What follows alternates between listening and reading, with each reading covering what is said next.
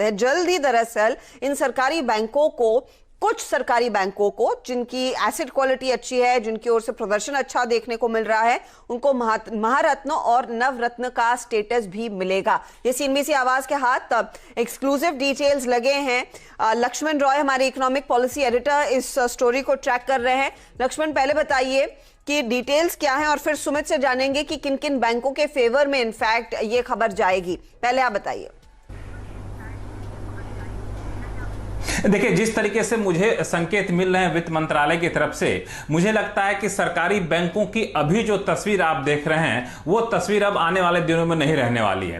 पहली बात तो है कि जितने सरकारी बैंक हैं, पहले हमने कहा था कि इन सरकारी बैंकों में से कईयों को प्राइवेटाइज सरकार कर देगी। मुश्किल से 5 से 6 सरकारी बैंक अपने पास रखेगी। वो 5 से 6 कौन होंगे? तो प्राथमिकता उन बैंकों को होगा, स्टेट बैंक ऑफ इंडिया होगा, या फिर मर्जर के बाद जो बैंक बचे हुए हैं, मर्जर से जो बैंक निकले हैं उनको।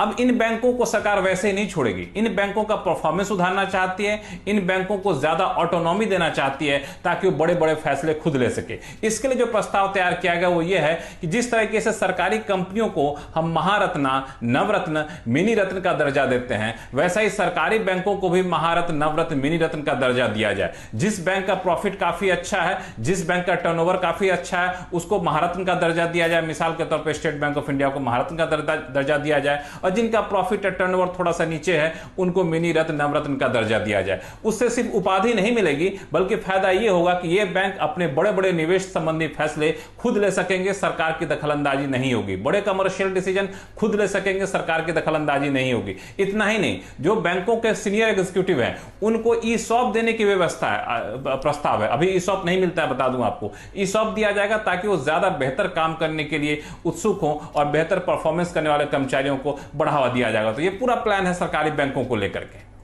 ओके, तो सरकारी बैंकों के लिए एक बड़ा प्लान, और उसी के चलते हमने देखा चाहे वो बैंक ऑफ बड़ौदा का स्टॉक हो या फिर स्टेट बैंक ऑफ इंडिया का स्टॉक हो, उनमें आउट परफॉर्मेंस देखने को मिली है। कई ऐसे और स्टॉक्स हैं जो इस खबर के चलते भागेंगे, जो महारत्न, नवरत्न बन सकते हैं। लेकिन किन बैंकों को सबसे ज्यादा फायदा मिलेगा महारत्न या फिर नवरत्न का स्टेटस हासिल करने से, और किन की लाइक्लीहुड है कि ये बने महारत्न और नवरत्न? सुमित ने इनफैक्ट कुछ नंबर क्रंचिंग की है। नंबर्स के आधार पर बताइए सुमित, आपका डेटा क्या कह रहा है? देखिए, करीब करीब 12-13 बैंक्स के ऊपर हमने नज़र रखी है, 12 पीएसयू बैंक्स के ऊपर नज़र रखी है, और 12 बैंक्स में जो सबसे पहली एलिजिबिलिटी है, लक्ष्मण जी भी ये बात कह रहे थे और हमने लगातार बताया भी है कि एसबीआई पहला प्रोबेबल कैंडिडेट है जो कि महारत्न का स्टेटस पाएगा। नंबर्स भी साफ हैं क्योंकि मार्केट कैप के लिहाज से सबसे बड़ा बैंक सरकारी बैंक है ये।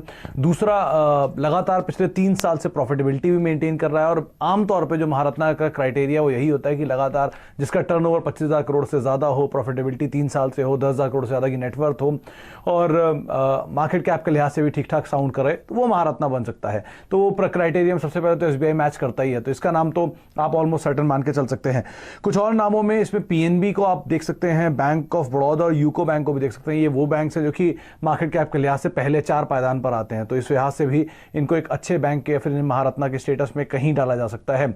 इसके अलावा नवरत्न में आप यूनियन बैंक जैसे नामों को शामिल होता हुआ देख सकते हैं, या फिर Indian overseas bank, bank of India, Canara bank जैसे बैंक हैं, इनको आप उसमें आते हुए देख सकते हैं। ये सेकंड बेस्ट मार्केट कैप के लिहाज से 4 बैंक्स दिखाई पड़ेंगे आपको पीएसयू स्पेस में। और थर्ड साइड पर जो आते हैं मिनी रत्न के तौर पे, उसमें आप central bank, Indian bank, bank of Maharashtra और जम्मू कश्मीर बैंक को आता हुआ देख सकते हैं। लेकिन इसमें सबसे इंपॉर्टेंट नाम हो सकता है इंडियन बैंक का, क्योंकि ये भी एक ऐसा बैंक है जो पिछले 3 साल से लगातार मुनाफे के अंदर कामकाज कर रहा है। बाकी बैंक्स में क्योंकि विलय भी हुआ है और एडजस्टमेंट्स भी हुए हैं, तो उसके हिसाब से नंबर थोड़े से चेंज होते हुए दिखाई पड़े हैं। लेकिन ये दोनों बैंक तो क्लियर कट 3 साल से प्रॉफिट में भी हैं और एक स्ट्रांगली अपनी मार्केट कैप को सस्टेन कर रहे हैं, और over a period of time return भी दिया। तो इन 2 बैंक्स के ऊपर आप नजर रखें। 2 साल से मुनाफे वाले सेंट्रल बैंक और केनरा बैंक जैसे बैंक भी हैं। तो पहले 4 नाम आपको जो दिखाई पड़ेंगे वो है एसबीआई, पीएनबी, बीओबी और यूको बैंक, और दूसरे 4 नाम जो हैं उसमें आता है union bank, Indian overseas bank, bank of India और केनरा बैंक, और एक इंडियन बैंक जिसके ऊपर आप अलग से ओपन कराइए।